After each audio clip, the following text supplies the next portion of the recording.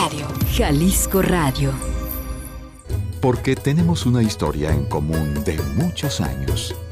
Bienvenido a nuestro programa A las 9 con usted. Ay, sí, por favor. ¿Qué tal, amigos?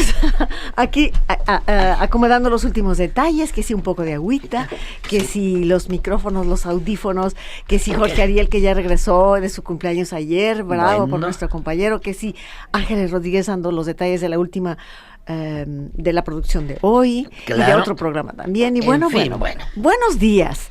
Lo cierto es que estamos felices por muchísimas razones. Ay, claro. Primero porque estamos vivos, porque tenemos la oportunidad de conversar a través de los micrófonos, pero la gran noticia es que hoy es el centenario del nacimiento de Juan Rulfo. Estamos de fiesta, Zuni Montoya. Estamos de manteles larguísimos, ¿sí? Porque sí. No solo es un gran escritor mexicano, sino creo yo que es un escritor universal. Sin duda. O sea, su manejo del lenguaje maravilloso que eleva a nivel literario el lenguaje popular, sin ser, porque usa un lenguaje popular sin ser populachero, vamos a decirlo así. Sin ser regionalista, rompiendo con el folclorismo. Ándale, sí. Claro. Y ese manejo del tiempo y el espacio en Pedro Páramo, sí, digo, sí, fenomenal. Sí, pues él para mí él es el iniciador del realismo mágico. Sin duda. Eso es realismo mágico. Pues estamos de fiesta ciertamente. Realmente. Y como les he comentado en varias ocasiones, la mejor celebración, el mejor homenaje es leer una y otra vez su obra, y además cada vez que la lees. Sí. Digo, sí. Cualquier obra literaria. Es verdad. Cada que la lees, cualquier buena obra literaria, la ves diferente. Le encuentras, es que no eres el mismo. Eres lo mismo, pero no el mismo. Exactamente. Sí, claro. Sí, bueno, ¿te acuerdas aquello que a mí me impactó mucho cuando estaba chiquilla en la clase de biología, que nos decían que cada X años, no me acuerdo cuánto, se cambiaban todas las células del cuerpo. Uy, sí. Decía, entonces, ¿quién soy? Qué problema tan Me causó fuerte. Un problema existencial la biología. Afortunadamente yo te voy a decir quién eres, Zuni, y te voy a felicitar. Eres una gran maestra. Muchas gracias. Eso te define. Y ayer fue el Día de los Maestros. Ayer otra fue el razón. Día del Maestro, pues otra razón. Y bueno, aunque las grandes fiestas son de vísperas y después. Y la novena. ¿Cómo se llama? La novena posterior o la tornafiesta. La tornaboda o tornafiesta. Muchísimas felicidades a todos los maestros. Mi deseo es que Dios haga germinar la semilla que siembran en sus alumnos, ¿sí? Sí. Qué vocación la del magisterio, Una vocación extraordinaria, sí. Yo creo que es de los pocos casos en que se requiere que se junte vocación con profesión. Sí, totalmente. ¿Sí? Porque luego si nos quedamos en la pura vocación, por eso nos pagan tan poco. Sí. Y quisiera no pagarlo, ¿sí? Pero bueno. Pero nuevamente, yo ayer tenía en los virtuales personales y demás. Pero espera, eso lo digo. Felicidades a ti, Yolanda. Ah, bueno. Sí, por premio más. Que vas a mañana, ¿verdad? Sábado, después vamos a... Y al día siguiente... Lo cuento yo. Premio Juan Rulfo escribió, pero sí, yo la convocatoria, sí. Pues muchísimas felicidades. Gracias, Zuni. Sí, Yolanda, un buen reconocimiento a tu trabajo. Muchas gracias, Zuni. Pues bueno, dejemos a un lado, pues, recordándole que a las 12 del día en el Congreso se hace una sesión solemne dedicada a Juan Rulfo por la noche. Bien, en fin, festejos rumbos de la subrayemos. La meditación lebra. Y continuamos con la vertiente Los ecos de Eco. Humberto Eco. ¿Qué les parece? Un libro muy difícil. Yo ahora sí me voy a quedar muy calladita, Zuni, porque El péndulo de Foucault no es cosa fácil. No es cosa fácil. El libro, el segundo. La segunda novela que escribe Humberto Eco, la publica pues 8 años después del Nombre de la Rosa, ¿sí? El original, la edición original en italiano, se publicó en 1988. La primera edición en castellano fue en el 89, o sea, muy rápido, ¿sí? Era esperadísima, yo lo recuerdo, todo el mundo, en cuanto apareció en las librerías voló. Sí. Pero así como voló, todo el mundo decía, ¿qué es? What is this? No, ¿qué es esto? ¿Qué Pero cosa ¿qué quiere cuesta? decir? ¿Qué cosa es? ¿Verdad? Un capizonte. ¿sí? Ente. Y realmente la gente esperaba otro nombre de la rosa. Y es una novela, hijo hermano, es todo un reto, ¿sí? Y yo creo que tiene claves muy interesantes de lectura. No más que aquí aquello que decía Humberto Eco de que para ser un buen lector suyo había que aguantar las primeras 100 páginas, aquí hay que aguantar todo el libro. Sí, y mira que Sí, está más grueso. son 800 páginas, 800 y pico páginas en la edición que yo tengo aquí. Desde luego que hoy es imposible comentarlo todo, porque quiero darle muy claras las pistas. Aquí, mira, 800 páginas. 18 páginas, es un si tan y lo sin duda, tan solo en el programa. Ir las de entrada, ¿verdad? Con listas, crees cumplido. Y definitivamente sí. Y las próximas iremos más despacio, como cuando hicimos el arroz. ¿Qué hay detrás de eso? Sí. El argumento de la obra es muy simple. La verdad es que el argumento es muy simple. Ahora sí que los tacos son muy sencillos. ¿No tienen tanta crema? No. Sí el taco es muy sencillo, nomás la tortillita y la carnita. Sí. Pero la crema, la lechuga, la multitud de salsas que le ponen, no, aquello es. Se desarrolla en Milán en los 70s. Recuerda, los 70s en Milán es época de revueltas estudiantiles. Es la época de las Brigadas Rojas, el asesinato de Aldo Moro, bueno, que no fue pues en Milán, pero quiero decir, la Italia de los 70s es una Italia muy, muy convulsa. ¿sí? Efervescente. Bueno, se conocen en este Milán 3 personajes. Casaubon, un estudiante de filosofía y letras. Esto me encanta. Tendría que ser de filosofía y letras, no podía ser de otra cosa. Belbo, Jacopo Belbo, que es un cuate medio escéptico que trabaja en una editorial. Recordemos que Eco trabajó en una editorial. Y Diotalevi, ¿verdad? Que es un judío, es un hombre, también trabaja en la editorial de ascendencia judía y un estudioso de la cábala. ¿Sí? Bien. Casaubon está escribiendo su tesis sobre los templarios. Y pues desde luego que entra a trabajar porque pues en la editorial lo invita Belbo que vaya, va.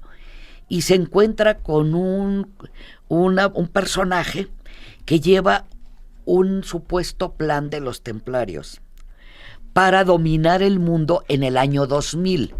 Se publica en el 88-89. Y acuérdate que siempre los milenios, pues iba a acabar el mundo en el 2000, ¿no? Sí. Y luego, pues cuando vieron que el 2000 no, pues será el 2012 tú. Y sí, pues tampoco, aquí seguimos. Según los mayas, ¿verdad? Según los y según muchísimas fuentes, sí, pero no, bueno. Y el mundo dijo que no. Pero fíjate que tiene que ver con el libro, ese de que se va a acabar el mundo en el 2012, y te dan el montón de fuentes que no sabes ni de dónde son ni de qué, ¿no? Bueno, total, hay un plan templario para hacer desaparecer, para hacerse con el poder en el mundo, no desaparecer el mundo, ¿sí? Años después de este encuentro con este coronel, los 3 amigos, basándose en las ideas de ese plan, elaboran un plan. Ellos lo inventan, lo crean, ¿sí? Una conjura similar entre los 3, una conjura similar que según ellos, según toda su creación, pues, había permanecido oculta durante siglos. Pero hay algunos que se creen el jueguito y pues no decimos porque decimos el final. Y porque en un momentito vamos a ir al corte. ¿Verdad? Ahora. Si ya leyó usted la novela, nos encantaría escuchar su punto de vista. Sí. Si no la he leído, escuche con atención a Zuni Montoya, porque Sí. es toda una cátedra radiofónica. Gracias. Y vamos a ir al corte en un momento, recordándole que estamos transmitiendo en Guadalajara 96.3 FM, en Puerto Vallarta 91.9, en Ciudad Guzmán 107.1 y a través de la red, si prefieres, dice, bueno, pues me voy a entrar a la computadora, www.c7jalisco.com o jaliscoradio.com. Es para que usted elija programas en vivo, elige primero radio, hace clic en radio, luego programas en vivo y aquí estamos con ustedes. Y vamos a ir a un corte entonces en este momento y regresamos luego a seguir conversando sobre El péndulo de Foucault.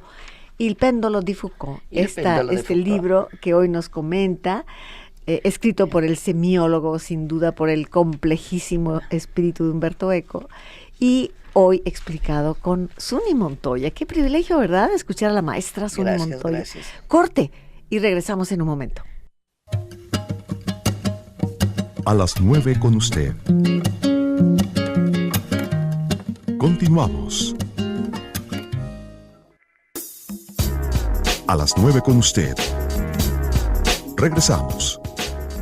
Regresamos con muchísimo gusto hablando del péndulo de Foucault. Nos ha presentado Zuni en este momento a 3 intelectuales que trabajan en una editorial, está ubicado en Milán, hemos recordado, y bueno, ellos establecen una relación muy especial, un plan entre sociedades secretas, conjuras cósmicas, y bueno, yo le decía a Zuni en el espacio, en el corte, que quien ha leído, o quienes hemos leído un poco de Cábala o Kabbalah, podemos comprender un poquito mejor, porque es básicamente, de hecho, así está estructurada la novela, ¿verdad? Así está, sí, fíjate, la novela está estructurada bueno, los capítulos están numerados, diría yo, pero hay 10 partes en la novela y cada parte es una de las sefirá de la Cábala. Pero, ¿qué te parece?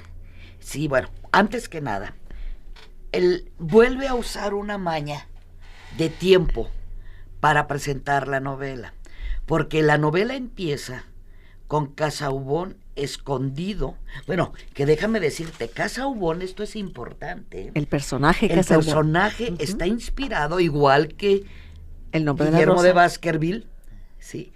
Este está inspirado en un filólogo ginebrino del siglo XVI, que él cuestionó la datación original del Corpus Hermeticum en plural.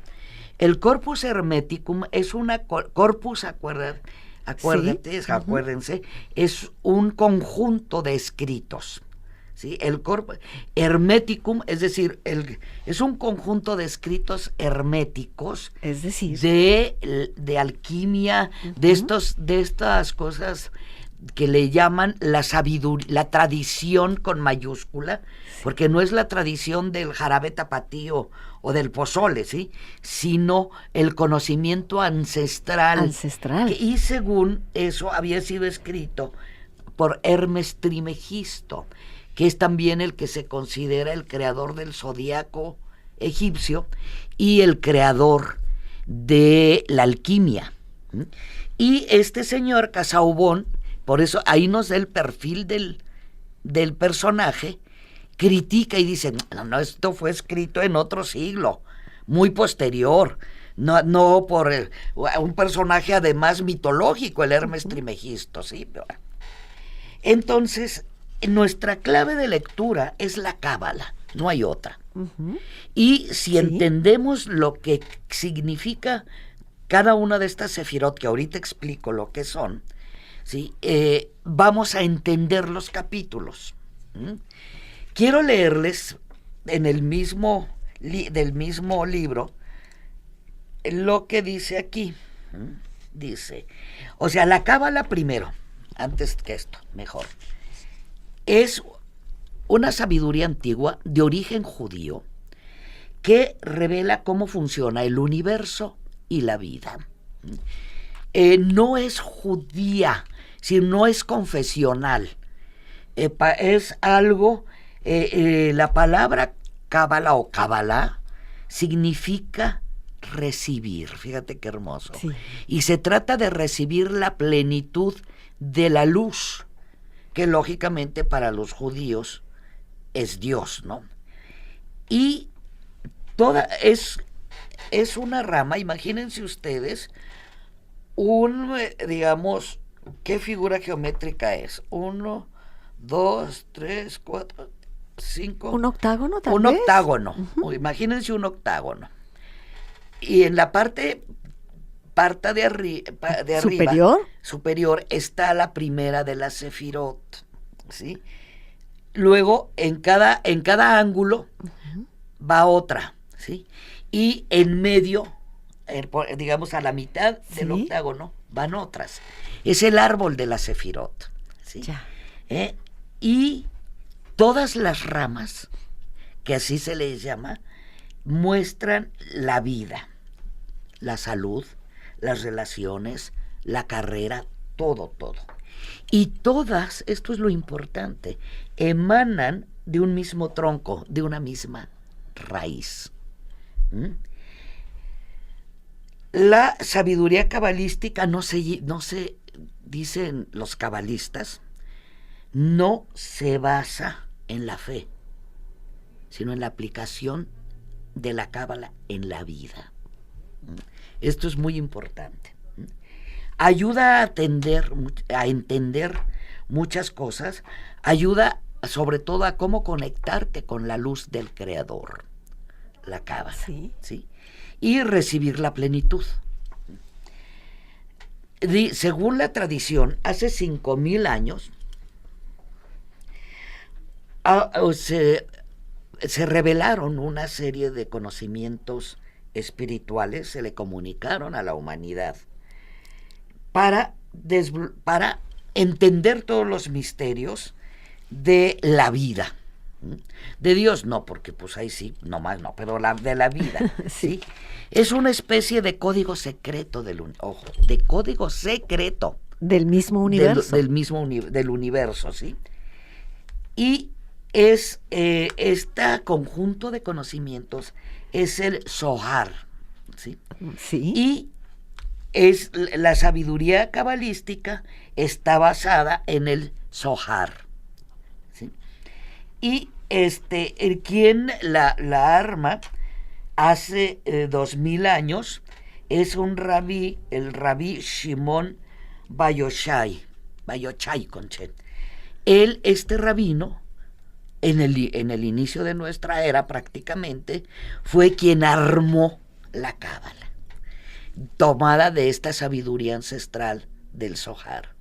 Bueno, todo esto que está comentando Suni es necesario saberlo para poder comprender desde la estructura de la novela El péndulo de Foucault hasta sus contenidos, por supuesto. Ahora, ¿qué son las sefirá?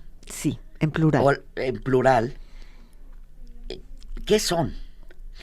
Son canales de energía divina.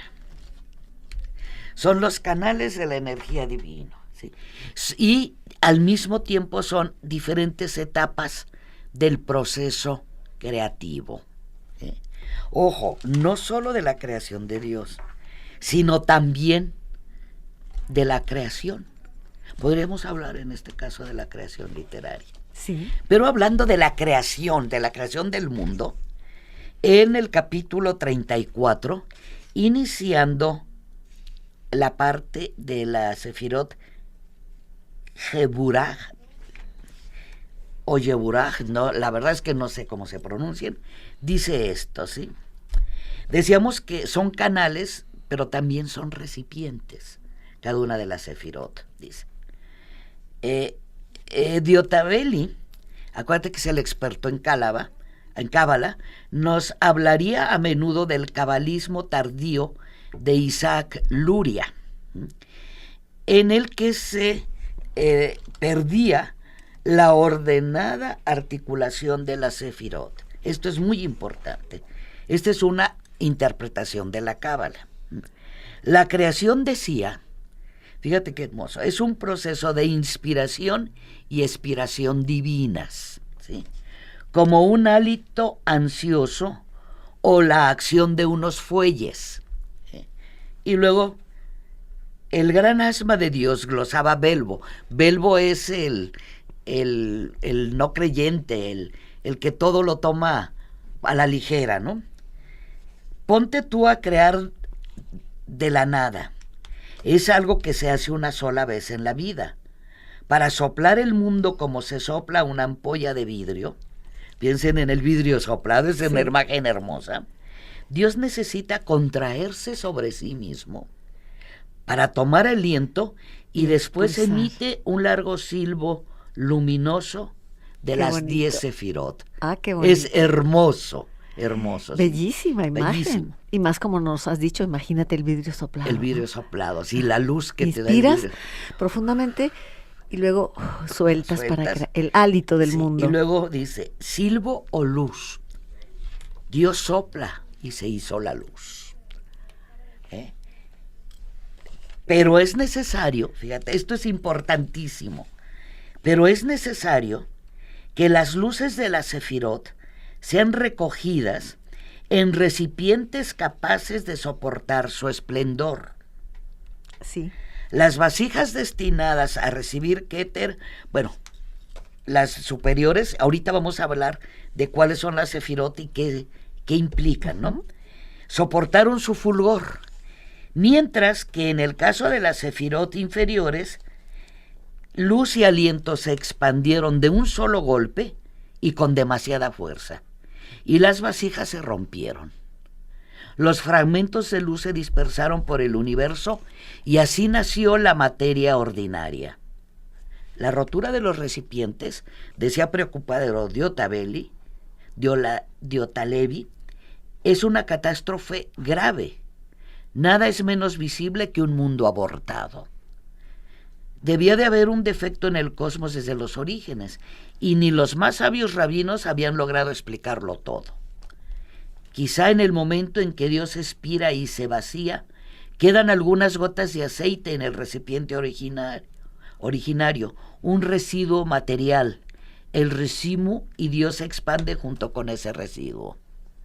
O bien en algunas partes las conchas, los kelipot, los principios de la ruina acechaban burlonas. Bueno, esa es la interpretación de este rabino. Bueno, sí, posterior. Entonces recuperemos el hecho de saber que así como en el nombre de la rosa el relato estaba dividido en días y horas, aquí están en capítulos agrupados en 10 sefirot. Esa es la estructura, Esa vamos. es la estructura. Como la cábala hebrea. Hasta ahí queda muy claro. Nos hemos acercado, gracias a tus comentarios, a lo que es la cábala y cómo influye. Ahora, me parece importante, ¿por qué el péndulo de Foucault? ¿Por qué el péndulo? Bueno, Va. Digamos, uno de los elementos que ya luego profundizaremos más, porque incluso a mí me gustaría luego ir viendo cada una de las sefirot, divisiones, qué significan y cómo está esto en el libro.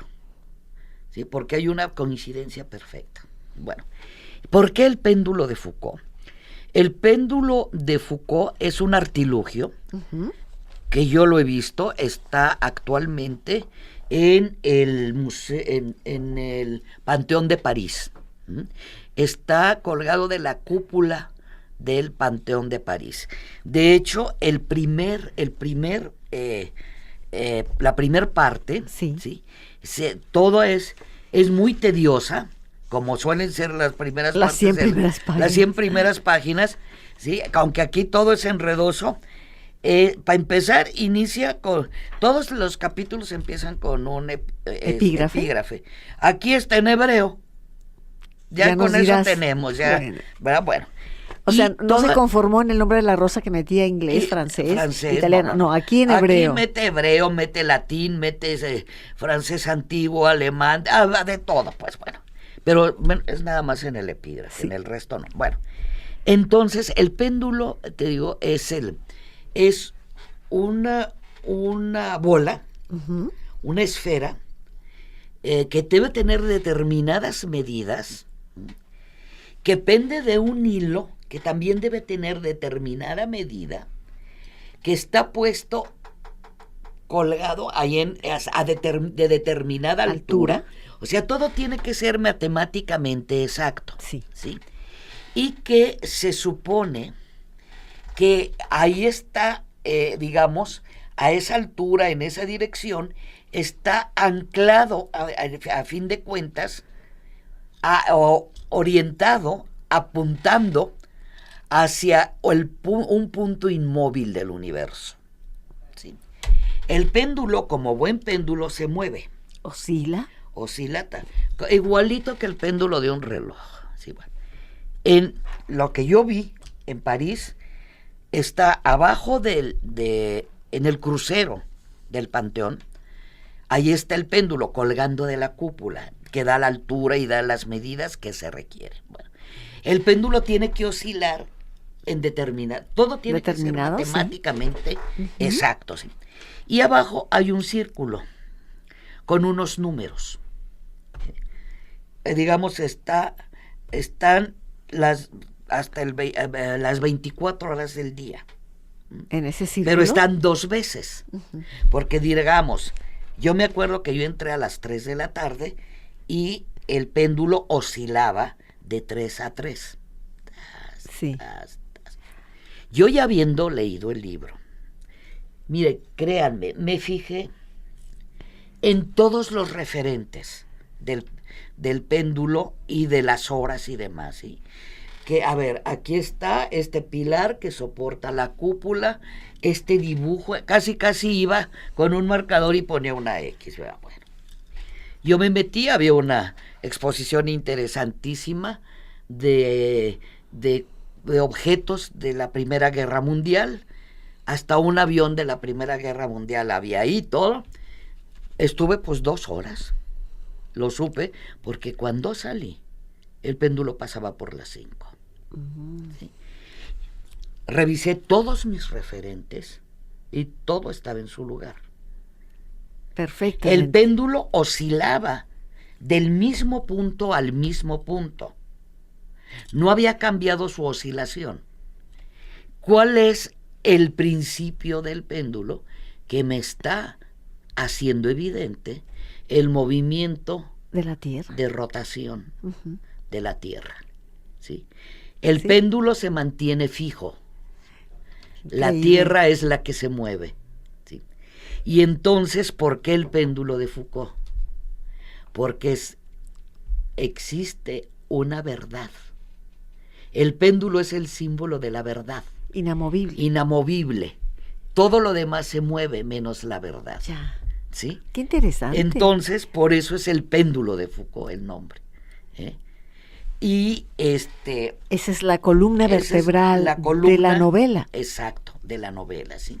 ¿Y qué pretenden estos 3 jóvenes que se reúnen, estos 3 intelectuales, estos 3 conocedores de sociedades secretas, no solamente de Kabbalah, sino de una serie de datos? Ellos en realidad en principio no están interesados en las sociedades secretas, ¿sí?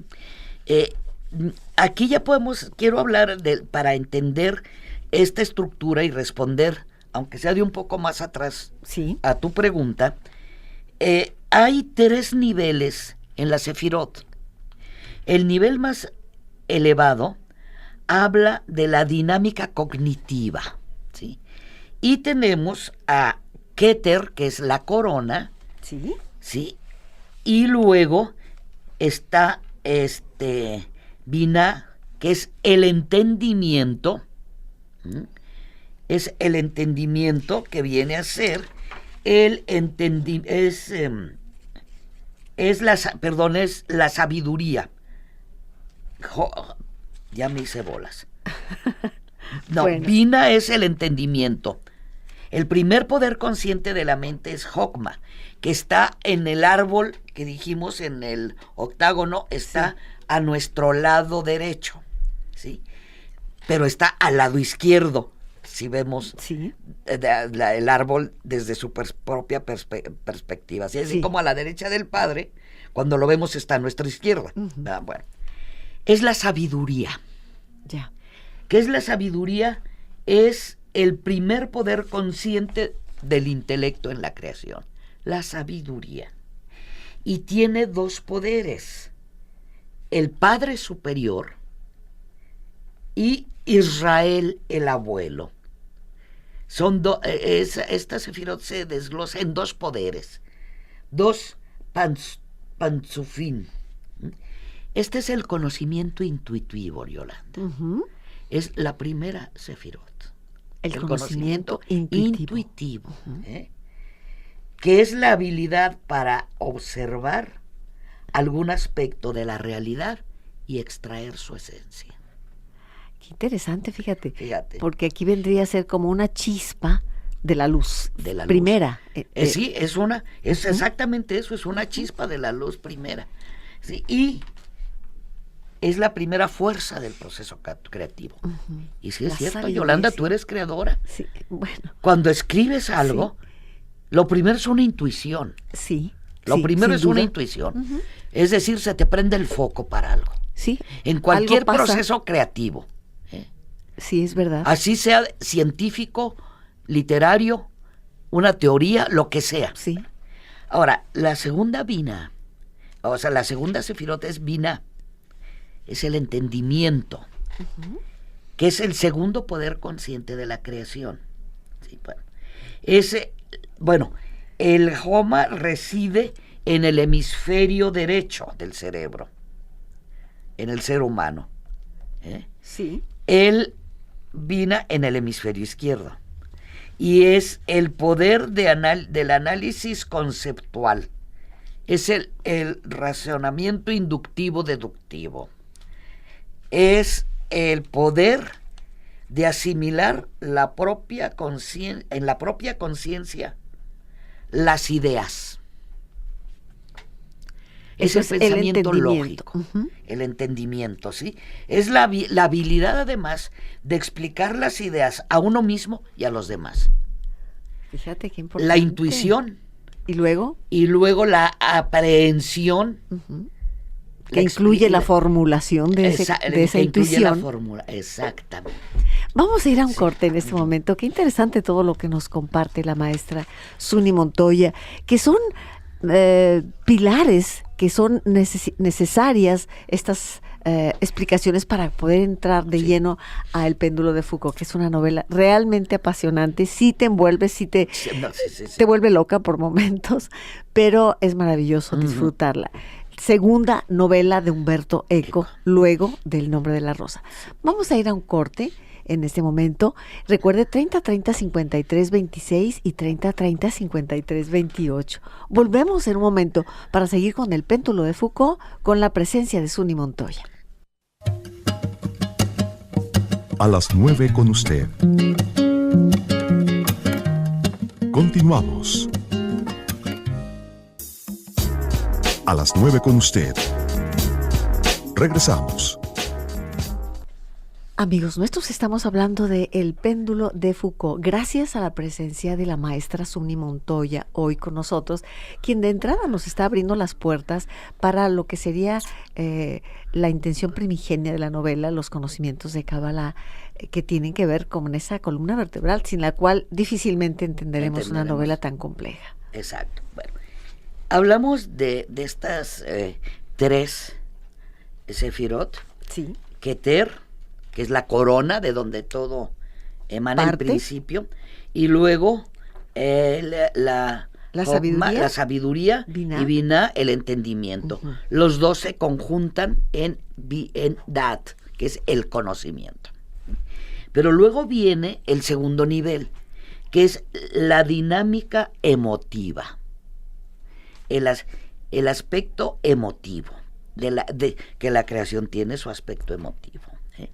Y está Gesed, que es la bondad, es la capacidad de dar, de dar y de darse. ¿Sí? Fíjate, Suni, qué claro está este planteamiento de la Kabbalah cuando nos habla del nivel emotivo, cuando decimos, bueno, si yo amo, si siento este amor maravilloso que me invade, quiere decir que de algún lado lo tomé. Claro. Y viene este segundo nivel emotivo del creador. Del creador, de lo claro. absoluto. Claro, claro. ¿No? Claro, así es. Y es lo que nos explicas en este momento, ese Sí. Gesed, que tiene que ver porque el amor te hace bondadoso Ajá, necesariamente. necesariamente. Y digamos que el sentimiento fundamental de esta Sefirot es el estado perfecto de las emociones. Sí. Es el amor que es el estado perfecto de las El emociones. estado perfecto, sano, Sí. cotidiano, digamos, natural, Sony.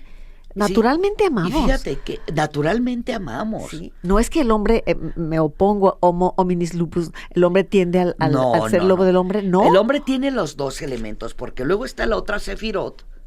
Esta de la bondad corresponde al lado de la sabiduría. Sí, Sí, y corresponde al brazo derecho, sí. que es la mayor parte de los seres humanos. A lo mejor en los zurdos corresponde al brazo izquierdo, pero es con el que damos y recibimos. ¿Sí? Sí. Y, ojo, al lado izquierdo está Gebura, el poder. Gebura es la capacidad del ser humano de dejar de dar cuando considera que el receptor de lo que yo voy a dar Sí. no es digno de recibirlo. Ya. Ojo, porque ahí, ¿a quién, Sí. quién digo yo que no es digno de recibirlo? ¿Cómo clasifico? ¿Cómo clasifico? Y además, déjame decirte algo. Hay una premisa que dice que hasta para dar hay que ser inteligente. Sí. No puedes Ahora, dar exacto. margaritas a No los puedes dar- cerdos, diría la exacto. sabiduría popular. No, pues el Evangelio. También. Ah, es cierto, Acuérdate es del cierto. Evangelio. No Es des verdad. margarita. Cuando no les hagan caso, sacudan sus sandalias y Y váyanse del síganse, pueblo. sí, es síganse, cierto. sí. Bueno, el problema es que el sentimiento fundamental de este es la ira. Por eso tiene que haber un equilibrio. Ya. Tiene que haber un equilibrio, porque también esos sentimientos y esa capacidad de decir hasta No. aquí Ujú. y de decir no, también proviene de la luz primigenia. Sí. ¿Sí? Y fíjate, comentábamos fuera del aire y ahorita aprovecho para decirlo, también hay una antropología en la casa. Sí. Y una antropología que subyace en la novela de Humberto Eco. Que subyace en la novela de Humberto Eco. Porque luego, aquí estamos hablando como que para vivir se requiere un equilibrio. Sí. Porque en el momento en que nos inclinamos por alguno de estas sefirot, rompemos el equilibrio, no solo nuestro, sino de la creación. Sí. Sí, bueno.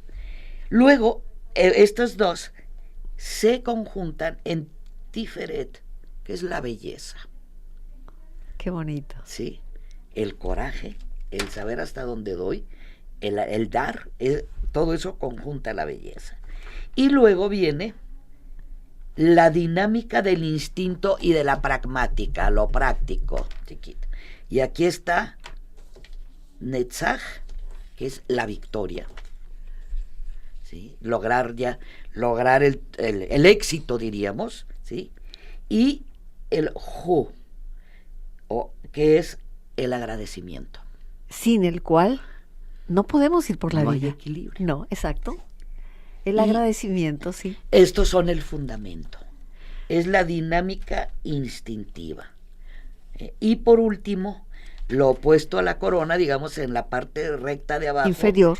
es el Yesod, el Malhut, que es el reino, ¿sí? Que es el apéndice del grupo anterior, del grupo pragmático, ¿sí? Y es independiente, y él recibe energía independientemente de todo. Pues tenemos numerosas A llamadas ver, del pues, público. vamos. Oye, Te- por cierto, Ajá. te mandaron saludar y ahí saludamos, yo sé que tú también, el grupo de Pata de Perro de Puebla. ¡Ay, qué maravilla! Les mandamos un abrazo. Ujú. Qué excepcionales. Les Son un avisé grupo que íbamos a estar maravilloso. hoy aquí, seguro Les que enviamos un gran nos saludo. están oyendo. Muy bien, mira, yo vengo muy de Sí, eso estaba precisamente, viendo, con ¿eh? un hermosísimo colguije de Talavera. Sí, qué bonito Que hace es. juego con tu saquito. Bueno, esa es la parte, como decíamos, De la belleza. de la belleza. Bueno, Es la dinámica de emotiva. de buscar lo bello. Tere García dice, saludos, mi Zuni Montoya, un gran abrazo por el Día del Maestro. ¿A qué Gracias. hora es el evento de Rulfo? Tere, si te refieres al Congreso, es hoy a las 12 del día en el edificio legislativo. Está dedicada la sesión al Congreso. Aquí tengo sesión solemne en conmemoración del centenario de Rulfo, hoy 12 del día en el recinto del Palacio Legislativo, con domicilio en Hidalgo 222, como todos saben. Ahí está la invitación. Y por la noche es en el Instituto Cultural Cabañas, me parece. Ricardo Casillas, Zuni, saludos. Una pregunta, ¿por qué Bob Dylan ganó el Nobel y Humberto Eco no? Yo me planteo la misma pregunta. Yo también. Y no Humberto. obtengo respuesta.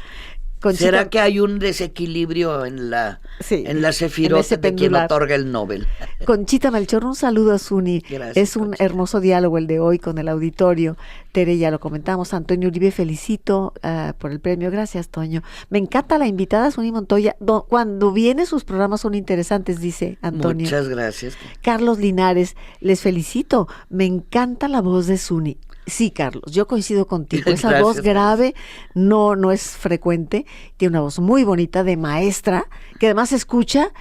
Si Zuni está a una cuadra y está platicando, se escucha su voz. Sí, gracias. Es muy bonita voz. Felicito el programa y el premio. Muchas gracias, Carlos. Ana Miriam Arévalo, los buenos maestros siguen con el alumno mientras vive el alumno porque van dentro de cada persona y persisten. Yo estudié en el ITESO con ella, con Zuni Montoya. La felicito, una gran maestra. Muchas gracias. Ana Miriam. Ana Dalila Miriam. Segovia, llamo para felicitarles, Zuni y Yolanda, para felicitarles por el programa de hoy, muy interesante. Silvia Partida dice, yo no he leído el libro, pero me encantaría hacerlo. Saludos a Zuni. ¿Qué editorial díganos qué editorial? Bueno, la que yo tengo es una de las últimas ediciones, que es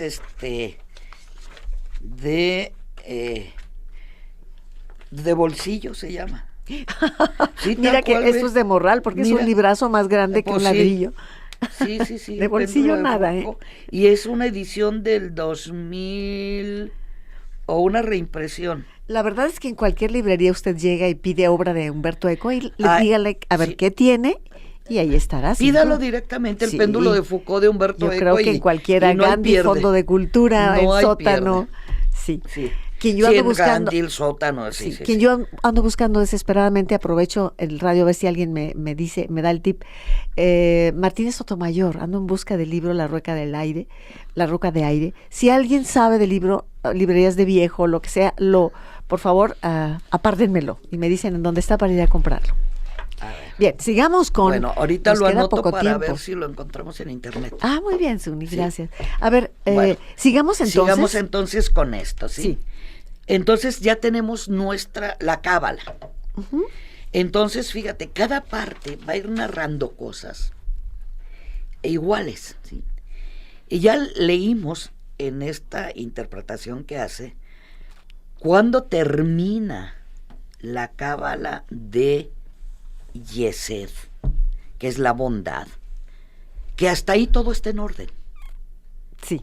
Que cuando empiezan las broncas es a partir de Yebura. ¿Sí? Es decir, Es del decir, poder. del poder. Sí, ¿Qué tal? Sí. Y ¿Qué es tal? esta lógica de poder y dinero que ha manejado la humanidad. Porque porque antes de esto Todo era armonía. todo es armonía, el conocimiento, la bondad, Sí, es la belleza. luz pura, diríamos. Sí. Y acá es cuando ya el recipiente al que llegó, pues como que no lo lavaron bien. Sí. Ya que dicen que tendría aceite, Residuos. o ya en las conchas de recipientes ya se echaba la maldad, y a partir de ahí está ya lo material del mundo. Sí. Por eso el libro hasta esta parte todo va en perfecto orden. Es decir, no hay nada, y más bien nos está dando una serie de elementos que luego se van a convertir a partir del poder en caos. Sí. En el caos Que es lo opuesto al orden. que es lo opuesto al orden. ¿Por qué? Porque se carga Ujú. todo en la sefirot del poder. Y ahí la viene un búsqueda del desbalance. poder, y ahí viene un desbalance Terrible. horripilante, ¿sí? Bueno, Y además, con el poder en la mano, se renuncia al dar, que es exactamente Exacto. la función más... no se equilibra con la bondad. Eso. Ujú. Sí, bueno. En Keter la Corona son los capítulos 1 y 2 del libro. Y inicia el libro, estando Casaubon buscando un escondite en el Museo de Artes y Técnicas de París, que es donde en aquel entonces Sí, estaba el péndulo de Foucault. sí, dice, se encontraba en el Conservatorio Nacional de Artes. De arte, sí. Sí, sí, ahí estaba Ahí el está. péndulo de Foucault. Exacto. Ahí se encontraba. Bueno, entonces esta parte 1 y 2 es bastante tediosita porque es una descripción exhaustiva Pero del que has péndulo, explicado muy bien. pero que ahí está todas las medidas, ahí están las medidas y demás, y además nos describe una serie de máquinas, ¿eh? Esto es importante, Ujú. nos describe una serie de máquinas. La máquina. La máquina. ¿Dónde la colocamos? máquina. Nos vamos a la segunda, la sabiduría. Sí. Y ándale que se pasa todo el tiempo describiéndonos a Abulafia. Abulafia es un sabio judío de la Edad Media, Sí. pero también es el nombre de la computadora de Belbo. 1970. Fíjate. Inician los ordenadores o las computadoras personales, Yolanda. Sí, ojo. Mira, yo siempre he sentido que ECO tiene un eco de Sí. profeta. Sí, ¿verdad? De profeta, sí. Fíjate que, Se anticipa. ¿por qué Joma? Bueno, ¿por qué está él buscando un escondite en este museo?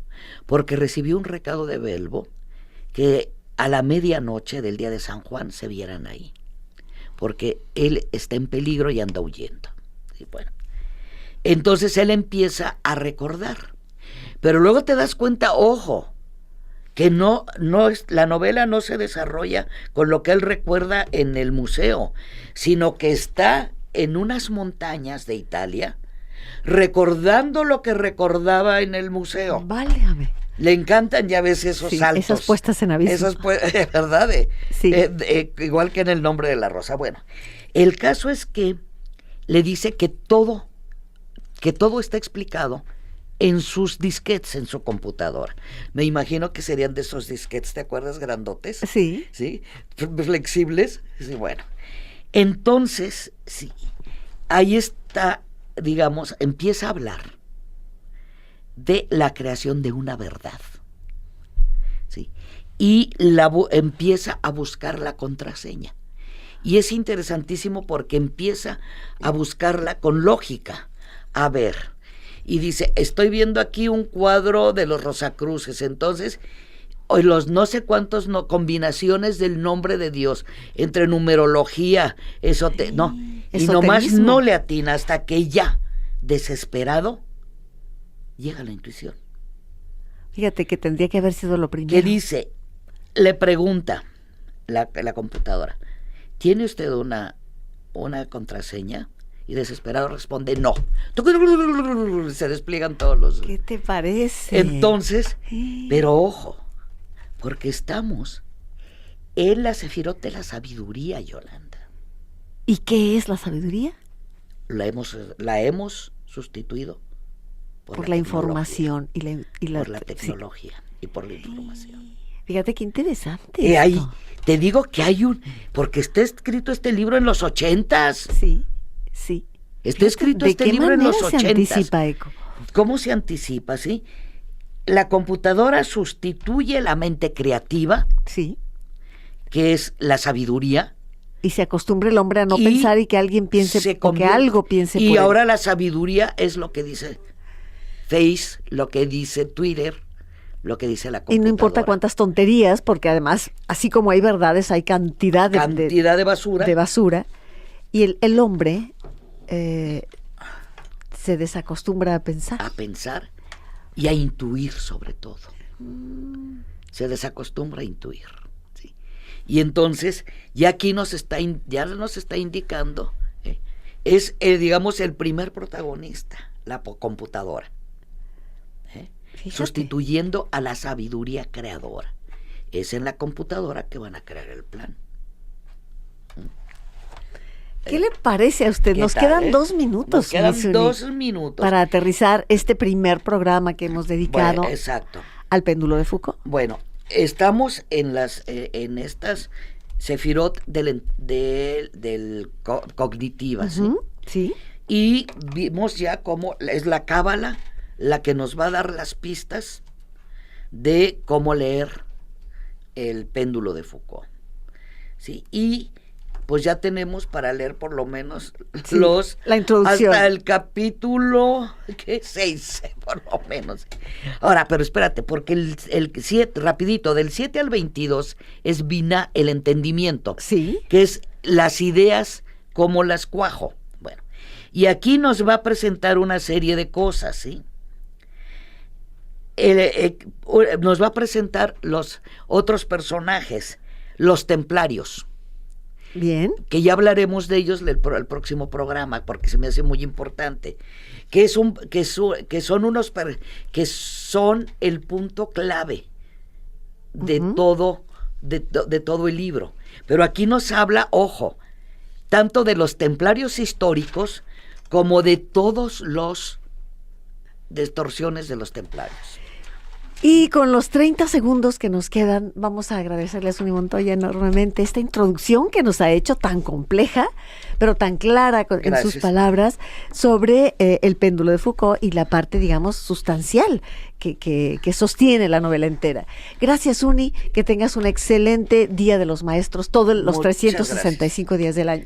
Y amigos, igualmente, porque también eres maestra. sí, gracias, Uni. Y a celebrar a Juan Rulfo, hoy en el centenario de su nacimiento. Le hace de perdiz de minas un cuentito del llano en llamas. De acuerdo.